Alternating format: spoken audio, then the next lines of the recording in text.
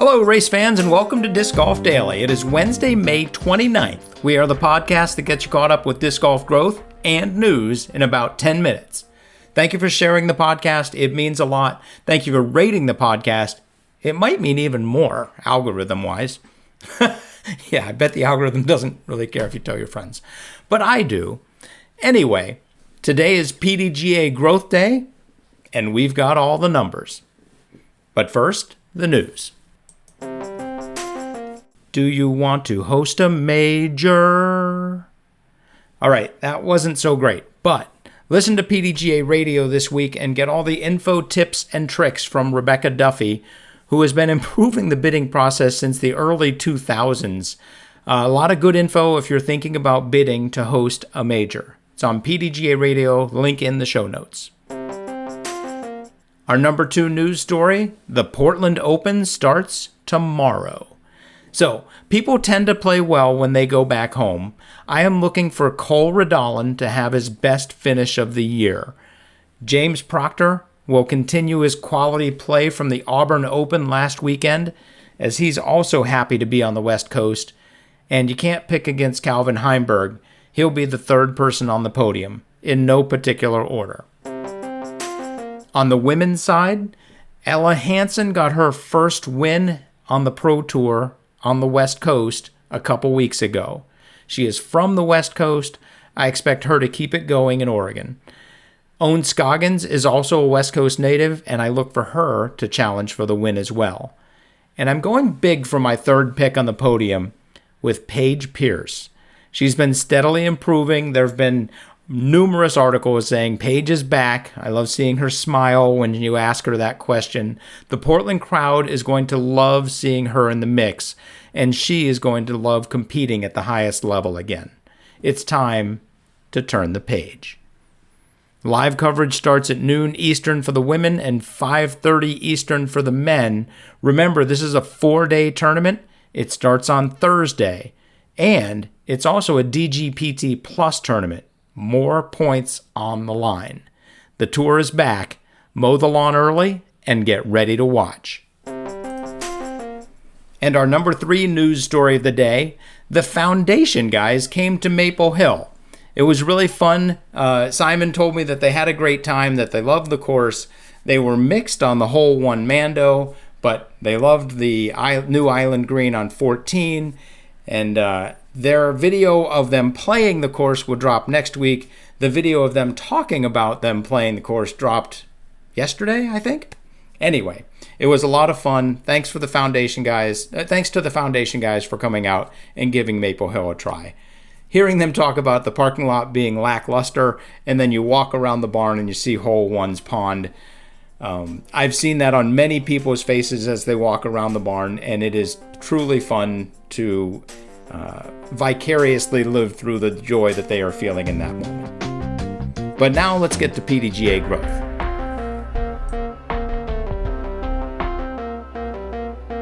All right, now it's time for some PDGA growth. We start with the PDGA top cash earners. Anthony Barella at $46,000 leads the entire, both the men and the women in earnings. Gannon Burr at $44,000 and Calvin Heimberg at $40,600. It'll be interesting to see if Calvin can keep winning and take the cash crown this after just 10 events or so.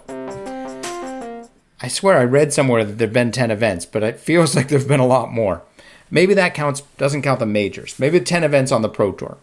Anyway, on the women's side, Evelina Salonen has $33,700. Kristen Tata has $32,750, and Owen Scoggins has almost $31,000. And Kristen is obviously not playing, so Owen has a really good chance to get herself at least into second. At this point in 2023, the top 20 PDGA earners had earned $360,000 combined. At this point in 2024, the top 20 earners have earned $511,000, a 33% increase.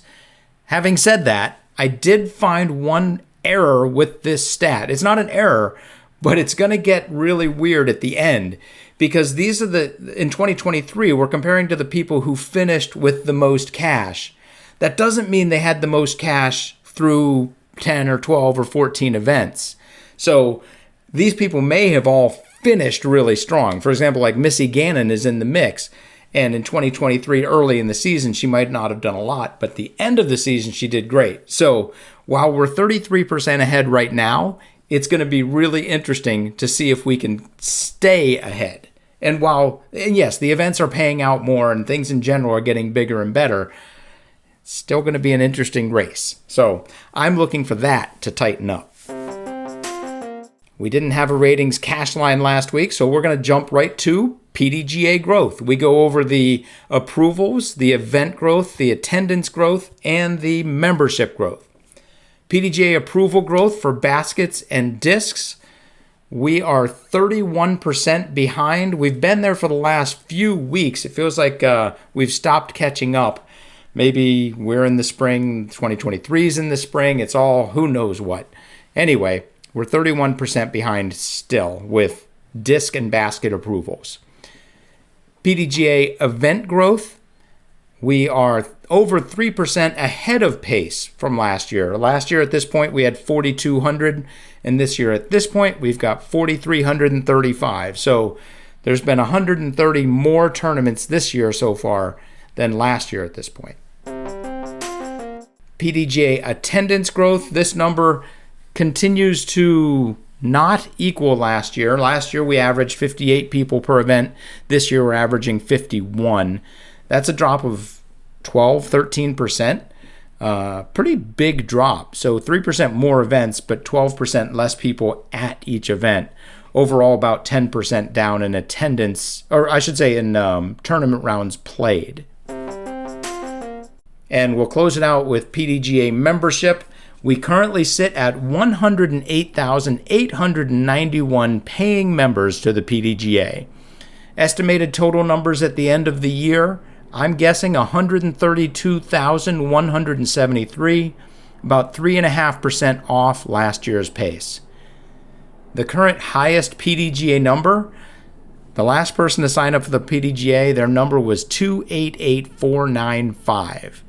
We are still right on the pace of getting just shy of 300,000 members at the end, the 300,000th member in the PDGA by the end of the year. It's going to be really close. What do we go here? Okay, so the estimated retained members. I'm estimating that we will retain 110,000 members from 2023 to 2024. That's an 80% retention rate.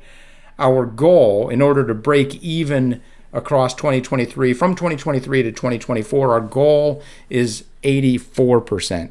So we are quite a ways behind our goal, and my guess is that we are not going to remain flat. My guess is we are actually going to lose about 3 to 4% of where we were at last year's membership numbers. People should not take this to mean that disc golf is shrinking. What it means is that the number of people that are retaining their memberships in the PDGA is shrinking. Obviously, we look at course growth, it's growing. We look at YouTube growth, it's growing. We look at payout, it's growing. Disc golf is growing in a lot of ways, but the PDGA's retained membership is not growing. And that's it. Not a great day for the PDGA, but a great day for Disc Golf Daily. If you have any thoughts, news, or opinions, shoot us an email at discgolfdaily@aol.com. Have fun, throw them straight, and hit the thin gap.